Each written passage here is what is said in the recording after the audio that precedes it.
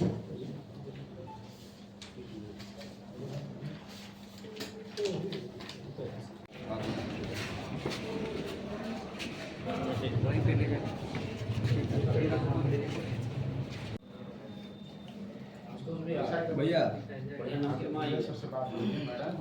हाथ में पूछा थे आकाश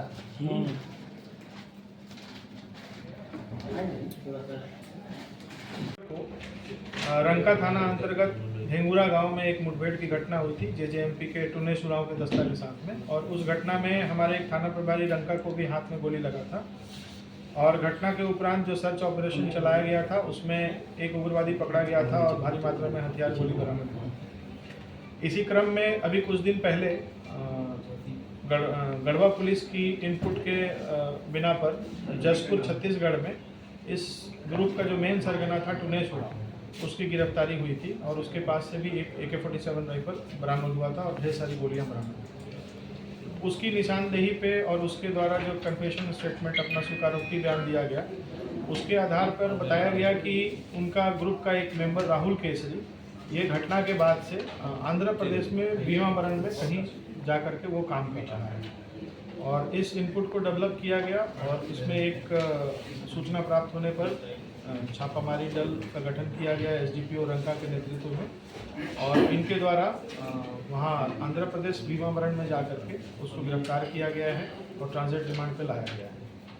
यहाँ रिमांड पे लाने के बाद इसकी अपराध स्वीकारोक्ति बयान लिया गया है और इसके बताए अनुसार इसके द्वारा वो घटना में अपनी संलिप्तता बताई गई है धेंगुरा वाली घटना में।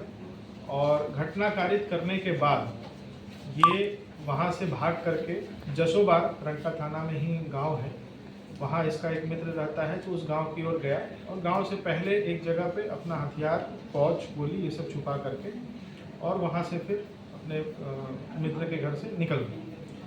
इसी के निशानदेही पे आज सुबह एक टीम का गठन किया गया और जिसमें CRPF के 172 बटालियन के ऑफिसर और कर्मी शामिल थे और हमारे जिला पुलिस के लोग थे।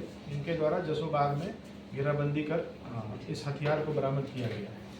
तो इसके निशानदेही पे फिलहाल हम लोगों को एक इंसास राइफल और 41 चक्र गोली, 4 मैगजीन जिसमें 3 इंसास का है और एक इंसास LNG का मैगजीन है और एक पौच बरामद किया है। सर ये हथियार तो लूटा हुआ है क्या?